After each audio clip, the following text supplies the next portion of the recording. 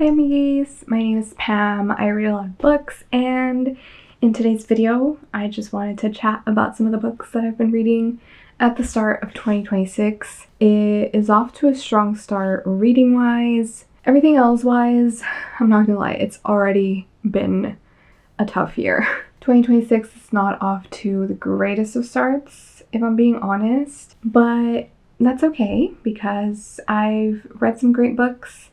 Some not so great as well.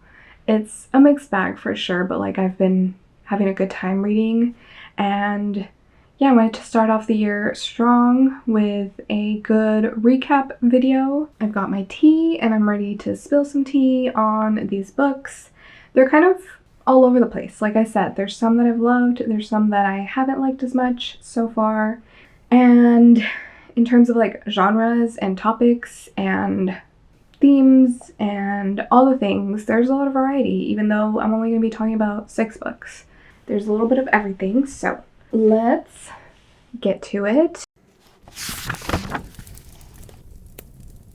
And I wanted to start off with the one nonfiction that I've read this year so far, and that was The Formula: How Rogues, Geniuses, and Speed Freaks... It's a long title, hold on. How Rogues, Geniuses, and Speed Freaks re-engineered F1 into the world's fastest growing sport. I think I got that right. This was written by Joshua Robinson and Jonathan Clegg, and it's just an informational nonfiction book. I listened to the audiobook for this, and it was really, really good, really engaging in that format. Sometimes with nonfiction audiobooks that are just going through the history of a certain topic, it can get a little hard to follow. It can get a little stale, but it wasn't the case with this one. This one was really engaging, really easy to listen to, and I imagine in the physical book format, it would be a really easy read as well. The tone is very conversational, and even though the topics sometimes get a little technical and they throw out a lot of facts at you, it's never hard to follow, and the way that they present the information is very easy to digest. So yeah, this book is basically a history of Formula One, the racing series, but it's not a beat by beat retelling of the entire history of Formula One. It's talking about major impactful events or people or things that revolutionized the sport. Took it from one thing, evolved it into the next phase of F1, and then to eventually the sport that we know and what it is today. I am a big F1 fan. Not a lifelong one, I can't claim that, but I've really gotten into it in the past few years. Last year especially. Last year was really the height of my F1 fandom, and it's still continuing on right now. I'm really, really deep in my F1 fangirl phase, and I'm really nerding out about everything. The 2026 season is gearing up to start next month, and I've just been dying for more F1, which was why I was really excited to pick this book up, because 2025 season ended in December, and there's an almost 3-month break in the sport. So I was just craving some more F1. And as F1 fans, we are very fortunate, very spoiled in that we get a lot of content. There's weekend-long content when there are races, and when there's not races, there's still testing that's going on. The new Drive to Survive season is about to start. So we're still constantly being fed, but still, I needed more, and this book was the perfect little remedy for that. So yeah, like I said, the book covers big, impactful events or people of the sport. Some of those things, for example, are,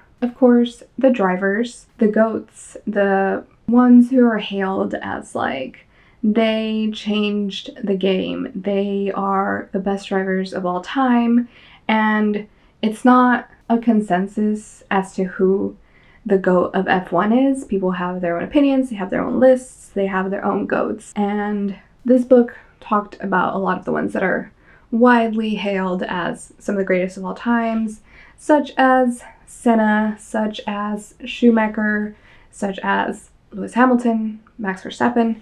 So it covers all of those big heavy hitter names in like their own respective chapters, but we also talk about the different teams. McLaren is one of the big ones. They have a lot of history, and then they also talk about like some of the big scandals around McLaren, Spygate, which was a big cheating scandal, and other big cheating scandals such as Crashgate with Fernando Alonso and Briatore. There's a really big chapter on Ferrari, as they're like the oldest team and with the most legacy. We talk about Enzo Ferrari and what he believed about racing and how that has carried through up until the Ferrari of today. We talked about some of the race engineers, some of the team principals, Christian Horner, how Red Bull came into the sport, Adrian Newey, how he revolutionized the cars, the aerodynamics, the engineering, and finding loopholes for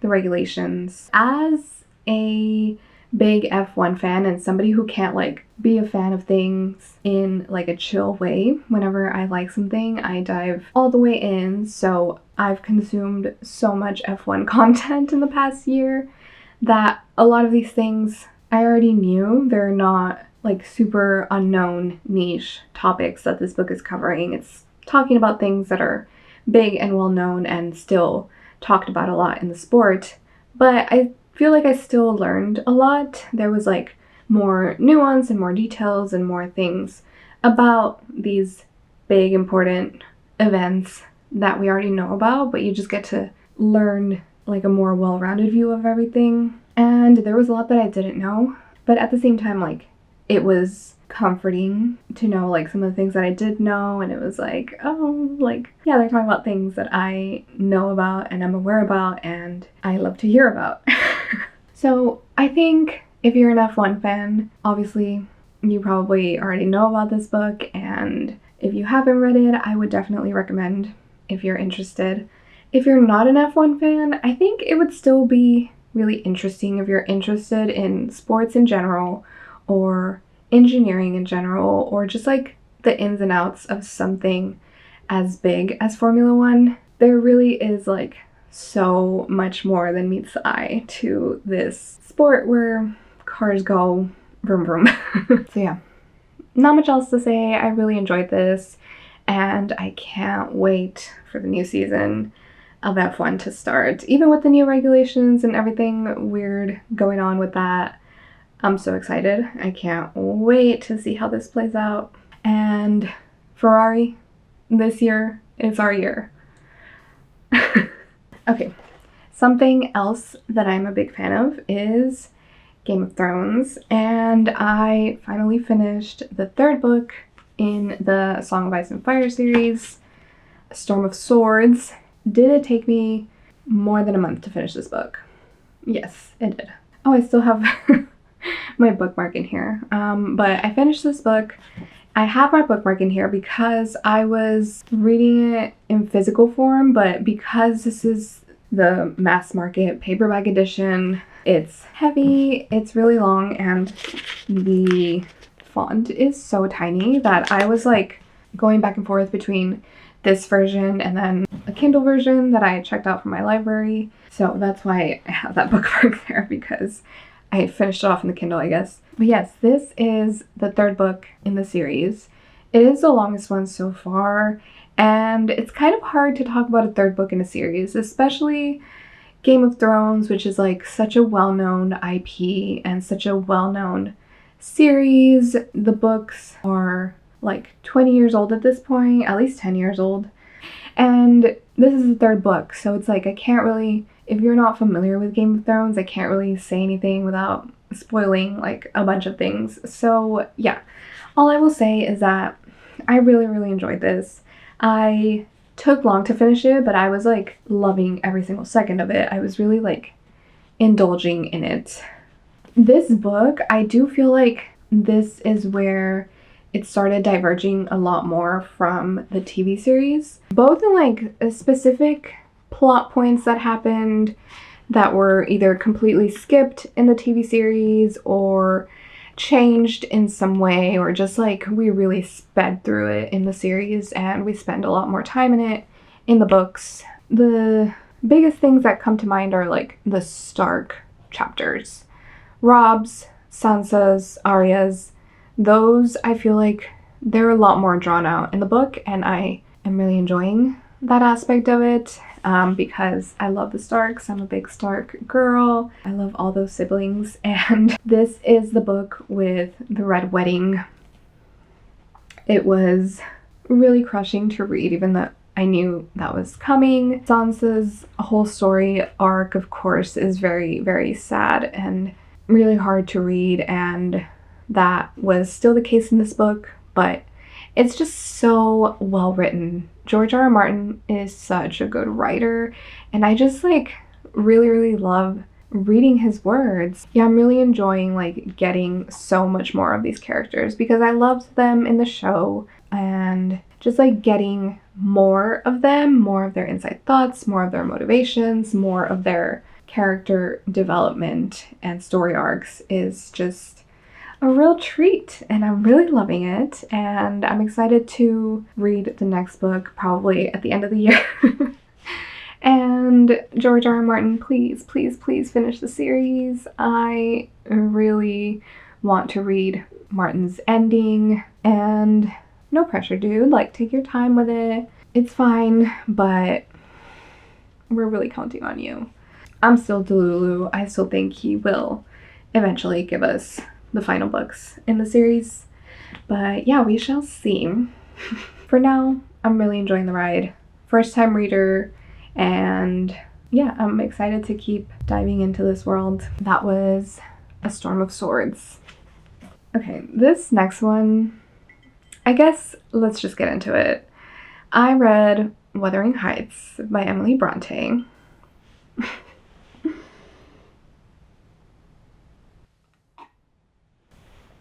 Let me gather my thoughts. Wuthering Heights, of course I've heard of it. Emily Bronte, of course I've heard of her. I hadn't read Wuthering Heights. I was never particularly interested in reading it. It wasn't like one of the classics that was at the top of my list. I read her sister Charlotte Bronte's Jane Eyre a couple years ago at this point, and I really enjoyed it, but that one was just like more up my alley, I think. Some of the classics that are at the top of my list are more Jane Austen focused, but the adaptation was coming out, and I have to say my interest was piqued. A classic adaptation with Jacob Elordi, Margot Robbie, like two of the hottest people, by Emerald Fennell, who I've enjoyed her movies. Soundtrack by Charlie XCX, like, it sounds bizarre, but like I was interested. So I was like, let me just read the book, see what this is about. I initially started it as an audiobook, and I found it on my Hoopla, and I was listening to a different audiobook at the time. So I was like, this will be my secondary audiobook. And honestly, I was trying to have it be like a little bedtime story every night, just read it as I'm falling asleep. But it was working like a little too well because I would just like immediately fall asleep as soon as the narrator started talking. So I wasn't really progressing through the story. So eventually I just like picked it up as my primary audiobook, and then I switched over to a physical book or a Kindle copy. So yeah, I'm mostly just going to talk about the book itself. I haven't seen the adaptation. I haven't seen the movie. I've heard a lot of the discussion, and like we'll get into a little bit of it, but let me start off by talking about what I thought about the book. It was crazy. I don't know what I was expecting. Maybe because of like some of the imagery, some of the vibes that I had seen from the trailers, the teasers of the adaptation, and like it being billed as like the greatest love story ever told. I guess I was expecting more of like just a melodramatic, tragic romance, and that's not what this book is. This book is a drama. This book is kind of a horror novel, honestly. not in like a supernatural sense, but in like a human emotion and just like the worst of mankind kind of way. This book was just bonkers, and it definitely kept getting crazier and crazier. And I also wasn't aware. So let me just give like a quick little recap. Spoilers ahead for anybody who hasn't read this like almost 200-year-old book like myself and doesn't know anything about it. I'm gonna give some mild spoilers. But so this is a story about two families who live in rural England. One family is the Earnshaw family. They live in Wuthering Heights, this like small-ish country town. And then nearby, like a few miles away, lives the Linton family in an estate called Thrushcross Grange. When we start the book, we are following a man who comes to visit Thrushcross Grange. He's a tenant to the owner, Heathcliff, and during his stay kind of stumbles upon Wuthering Heights, the other house that's in the area, and then he meets some people that are living there, and they're kind of weird, and he's kind of freaked out, and he's curious about these people, and then he falls ill, and he has to stay at this estate for like an extended period of time. And while he's there recovering, one of the workers of the estate, Nellie, she begins to tell him the story of the people who used to live here, the Earnshaws and the Lintons. And that is how we learn about our two, I guess, main-ish characters, Heathcliff and Catherine. So Catherine was the daughter of this family, the Earnshaws. It was her and her brother, Hindley. And then one day when they're children, their father comes home from a trip to London, and he's like, surprise, you have a brother. It wasn't clear to me like where this child came from. Now that I've seen some of the discussion, I guess some people are saying like it was his child, but that wasn't clear to me when I read the book. So I'm not sure. I can't say 100%, but there's a kid that comes to live with them, and his name is Heathcliff.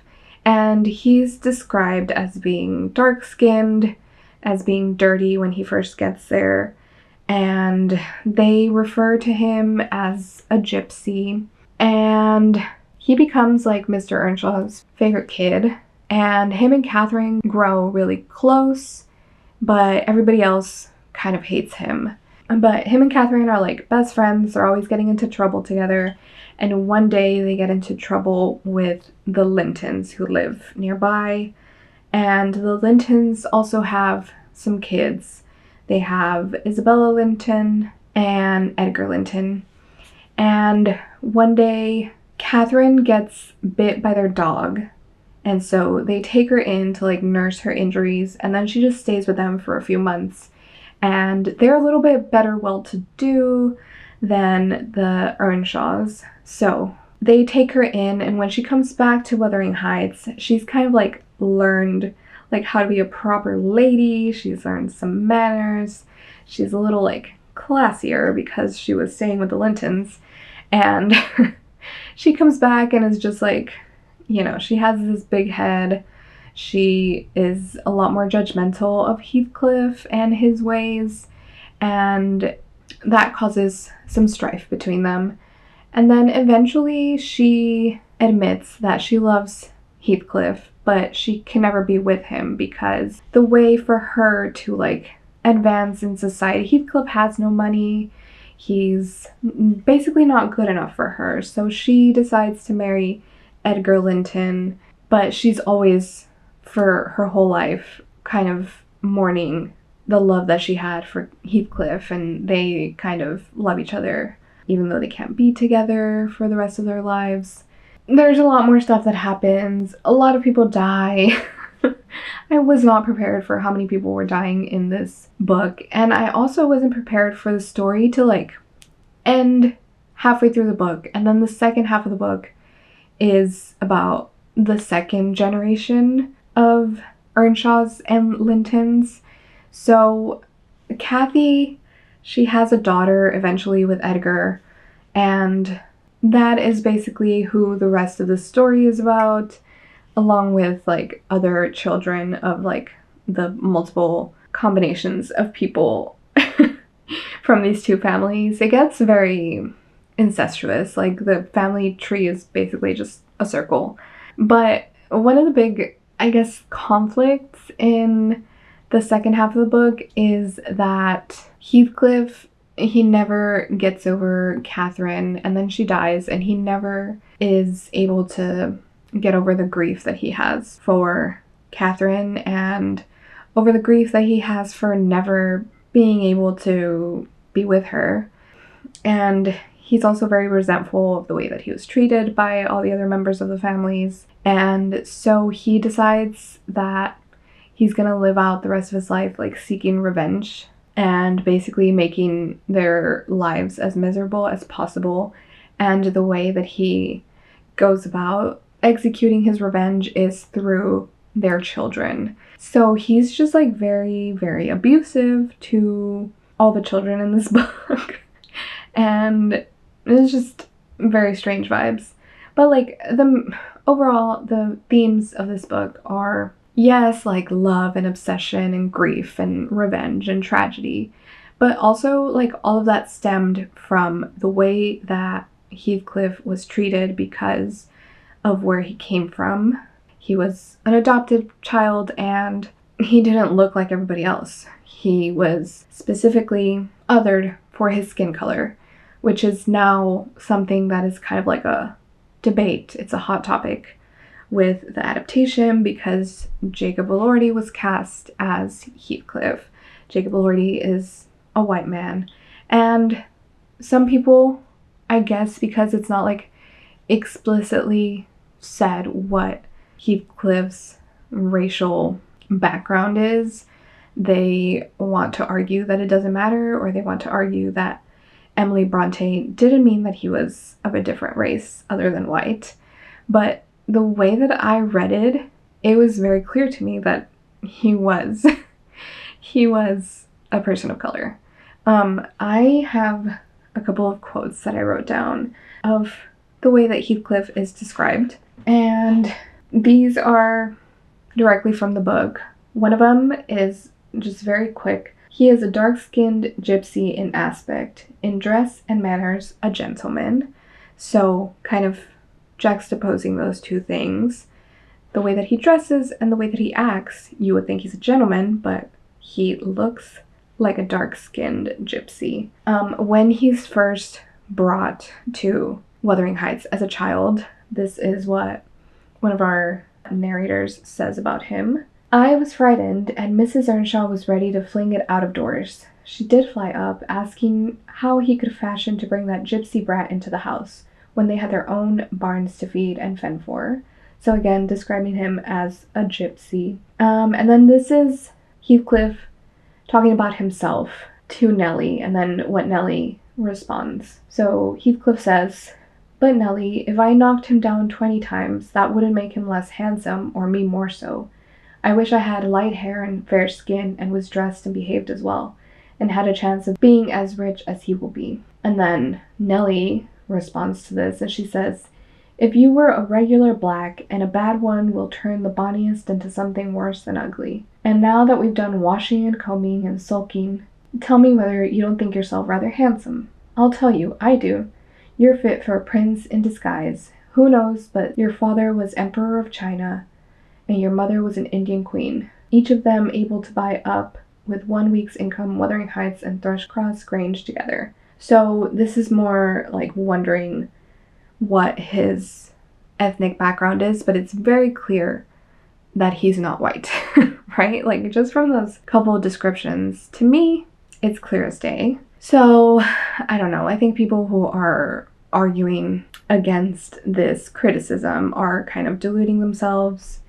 And yeah, I think that is a very fair critique of the movie and of the casting for the movie. Another one of the big issues that, like, just from hearing about the choices that Emerald Fennell made for this movie, is that it's being billed as a love story. And it sounds like she's kind of taking a lot of the parts of the novel that explore a lot of other things, socioeconomic discrimination, the fact that Catherine felt so tied down and imprisoned by her choices that she felt she had to make to be able to move up in society, and just like the lack of free will that she had as a woman in society at this time, and how it all revolved around who you married. And then also just like the themes of cycles of abuse and inherited abuse and trauma that some of these characters, specifically Heathcliff, is now passing down onto the generations after him. Seems like those aren't going to be explored in the movie at all. And I think that is a missed opportunity to like say something, make a movie that's actually impactful.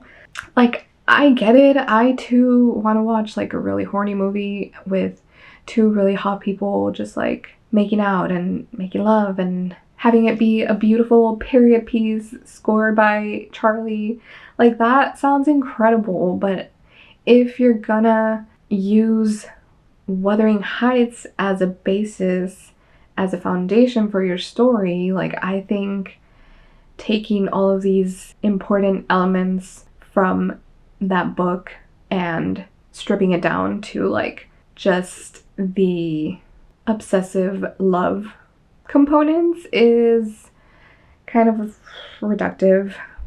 And I'm saying this as like a person who, I had a okay time reading this book. Like, it definitely was surprising and it kept me on my toes and it kept me wanting to read more.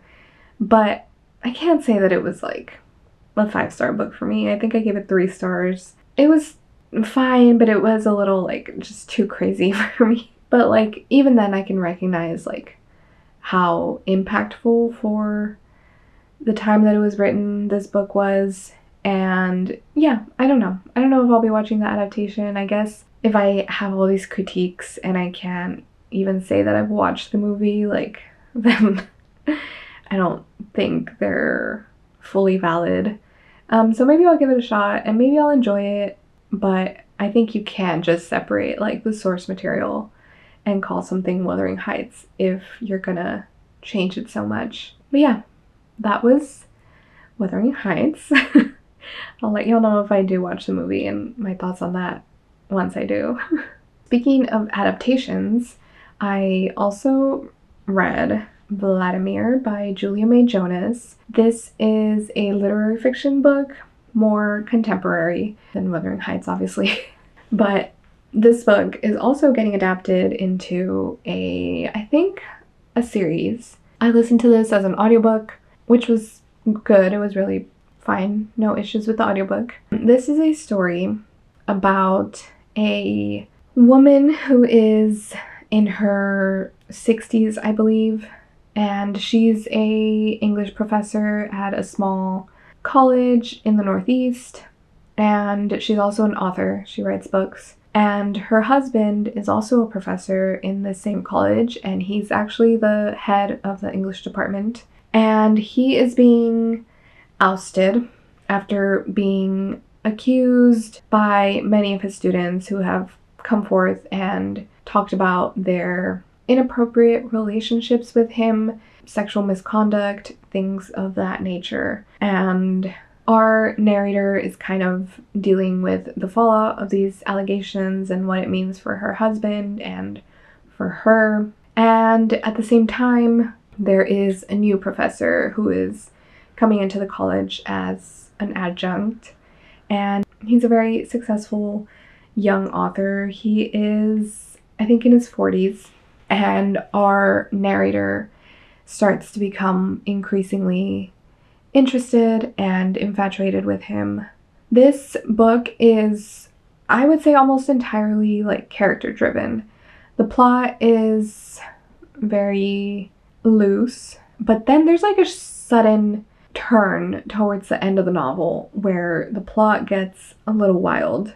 But for the most part, it's exploring these characters, their dynamics, their inner thoughts, especially of our narrator, who is actually unnamed, and I feel so stupid because I didn't realize that we didn't know our main character's name until after I finished the novel, and I was like trying to think of what her name was, and I was like, no, I'm sure we know her name. But then I realized we never do, which I think was definitely, done on purpose because of her character and how she feels like things are spiraling out of control, and she's just trying to regain some of that control in her own life by making some of the decisions that she makes. So yeah, that was very interesting. Themes of this novel are just like power dynamics with our narrator's husband and the allegations that have come out against him, and a lot of the time we are hearing about our narrator and her relationship with her husband, how it came to be, how their power dynamic and how their relationship has always been a little rocky. She was aware of some of the affairs that he was having, and she was like, quote unquote, okay with it. Like, they had an arrangement. She didn't know who the women were. She didn't know that they were his students, but they had an open relationship, and she had her share of affairs as well throughout the years, but there was always like a power imbalance. And the way that our narrator talks about herself in the flashbacks that we get to her in her earlier life and in the present day, it's just clear that she like has zero confidence. She hates a lot of aspects of her physical body. She's always critical of herself, but at the same time she has like this ego about her. The whole book is very like solipsistic, and throughout the entire novel she's kind of trying to convince herself and justify the actions of her husband, but at the same time like being critical of them and of him, and there's just like this internal conflict going on within her. And I think she uses like this growing obsession with Vladimir, the new professor in her department, as a way to explore those feelings and try to deal with the way that everything is spiraling out of her control. Like, this is the one relationship that she can control, and I think with it she's kind of trying to like balance the scores. But I don't know, I didn't hate this book. It was full of like juicy tea. I think the concepts that it was exploring can be interesting, but just like in the mental space that I'm in right now, and like just January and February, everything that was going on in the world and in my life personally, I was just like, who cares? Like, I couldn't bring myself to like be invested in the feelings of a woman who is an enabler to a sexual predator. Yeah, it was just very like white rich people problems at the end of the day. And like, there are some important topics, the way that women are treated when they bring forth allegations, but I feel like the book didn't really do a great job of exploring that. It didn't say anything impactful.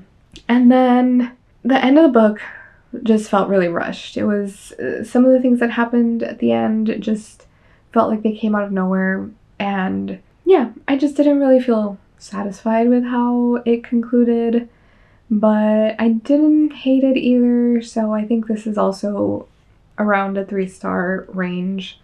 But I'm interested. I don't know if I'll watch the adaptation, maybe if I have nothing better to watch, but it is interesting that they're going to make a series based off of this. So yeah, we'll have to see if they do anything different with that. But that was Vladimir by Julia May Jonas. Next, I read The 5 Wounds. This month was because I was reading A Storm of Swords, and that took me forever to read. The rest of the books were mostly all audiobooks, except for when I switched over to the physical Wuthering Heights book. The rest of the books that I'm talking about, all audiobooks, and this next one is called The 5 Wounds by Kristen Valdez Quaid, and this was a book club pick for one of my in-person book clubs that reads books by and about Latinos. And this is also a contemporary lit fic, and it follows a family of multiple generations throughout 1 year. The first character that we're introduced to, his name is Amadeo.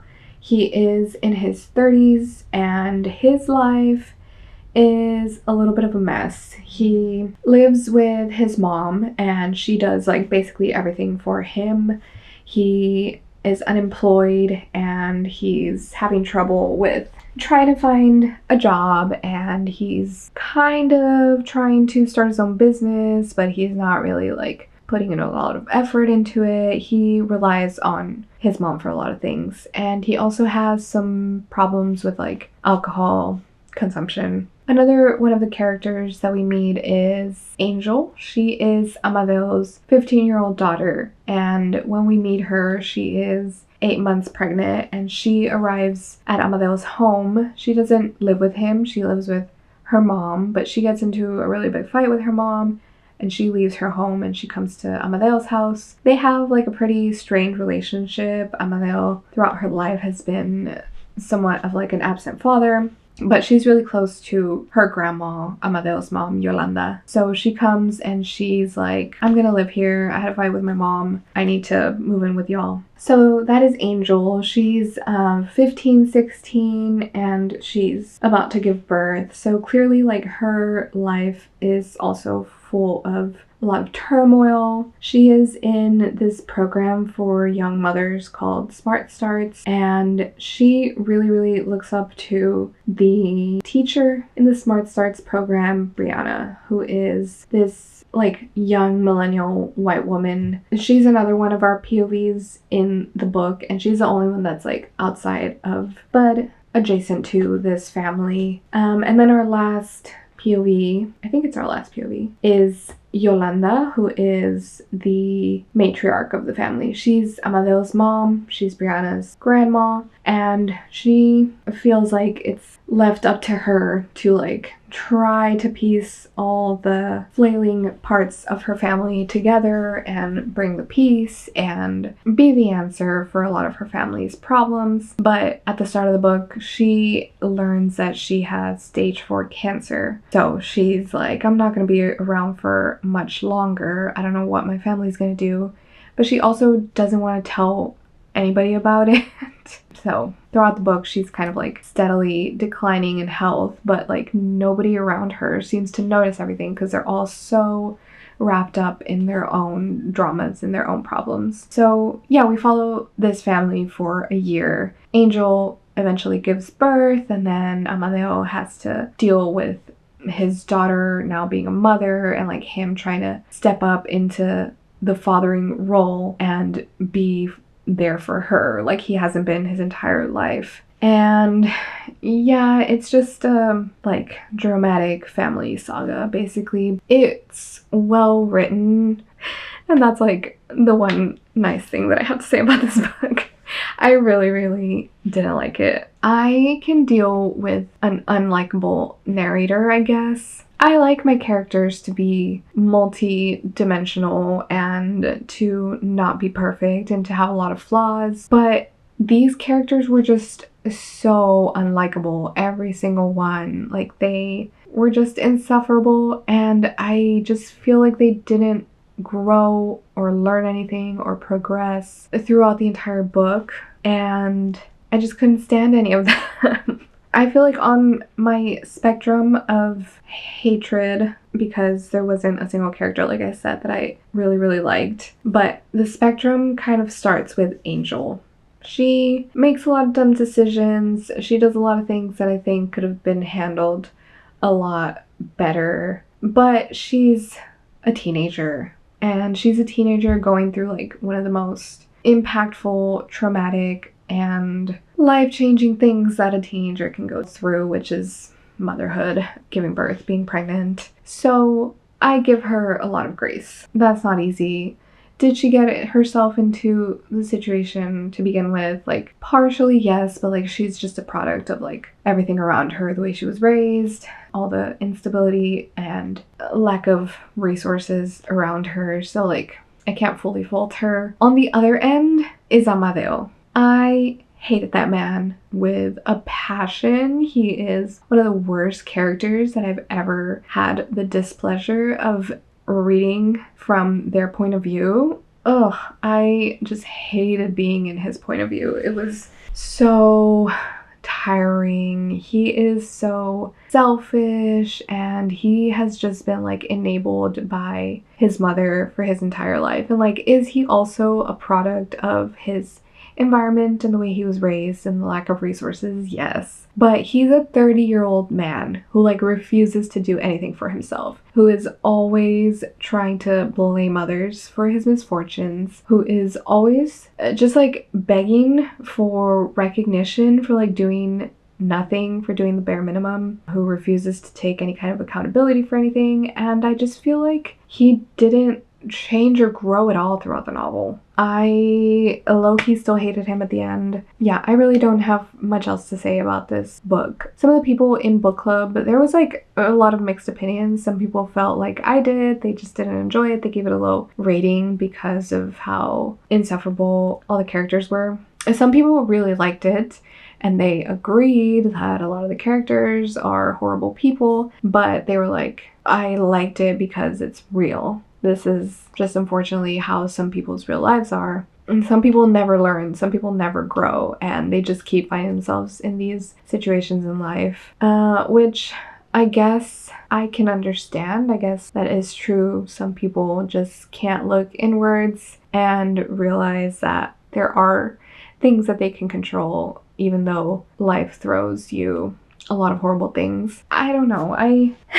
It just wasn't something that I had a good time reading.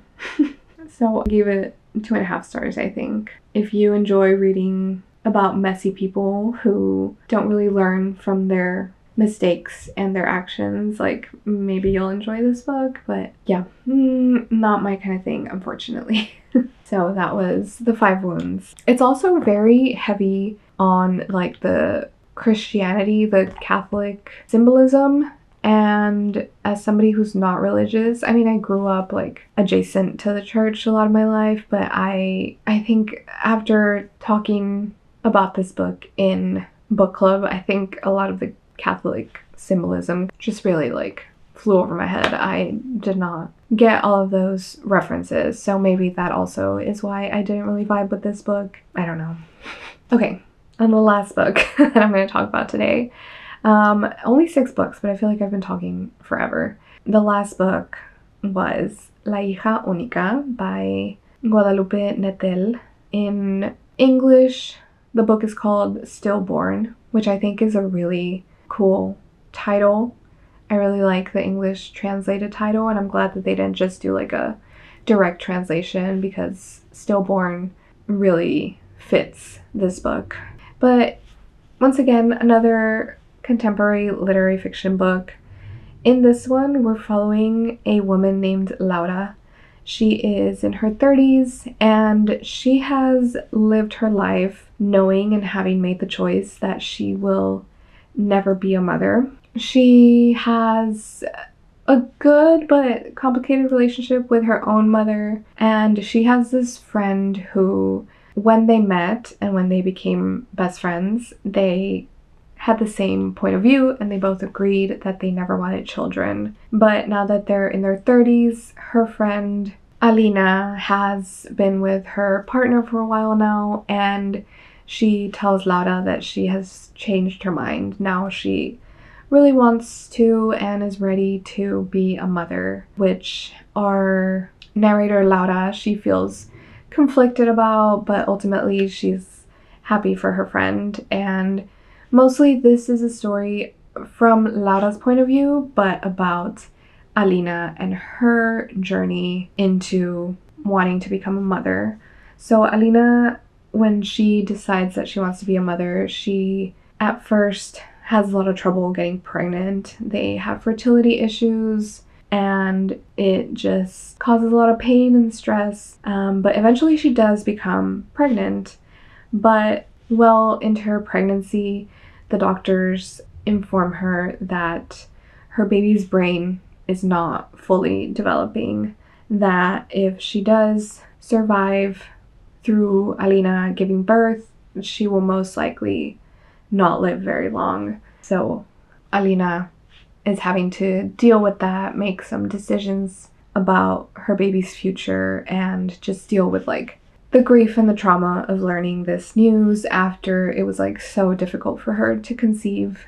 While all of this is going on, in Laura's own personal life, she is also telling us about her neighbor. At her apartment, there's this single mom and her son that live next to her, and day after day she hears the son and his mother getting into it, just like yelling at each other. They're constantly fighting.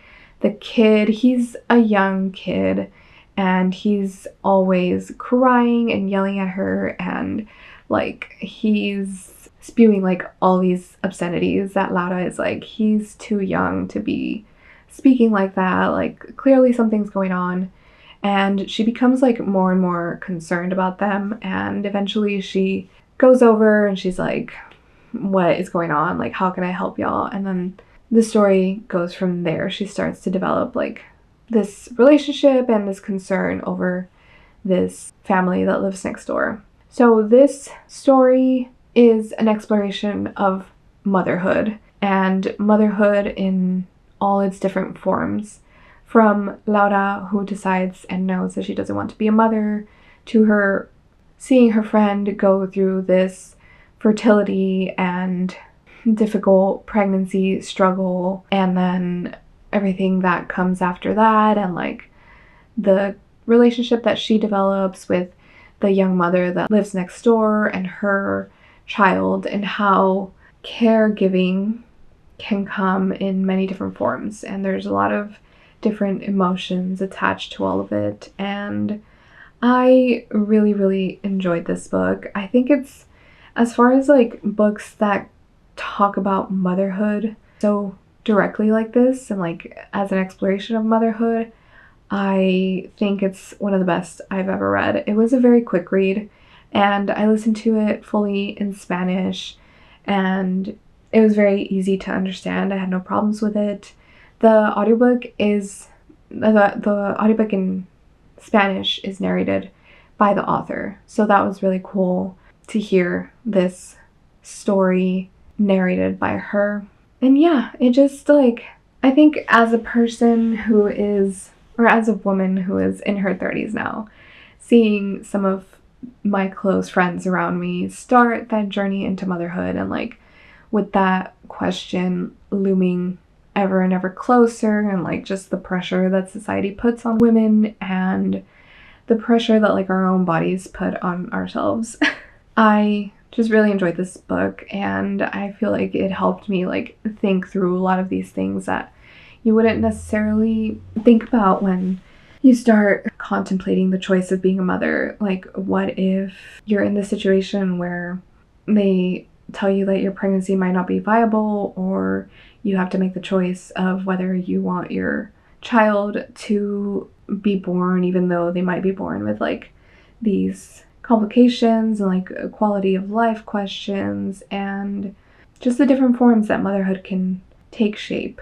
That you don't necessarily have to be a biological mother in order to have the types of relationships that a mother has with their child. Like, you can still find outlets for wanting to care for somebody, wanting to be a role model in somebody's life, having close relationships with others, having family. They can take shape in a lot of different ways, and being able to explore all of that in such a short book and in such an interesting way was just like very cool to read. And I think Guadalupe Nadal did a great job, and I really enjoyed this one. I gave it 4 stars, and that brings us to the end.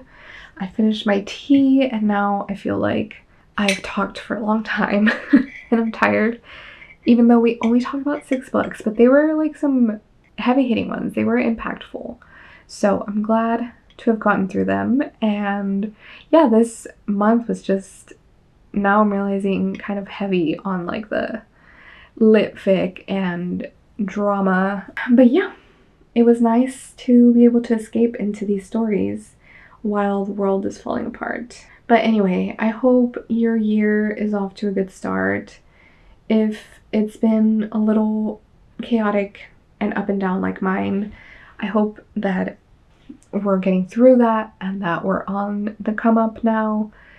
The rest of the year can only get better from here. I have faith. Don't forget that midterms are coming up. Go out and vote to make this world and our communities better for all of us. I will catch y'all in the next one, and buck ice. See y'all later, amiguis.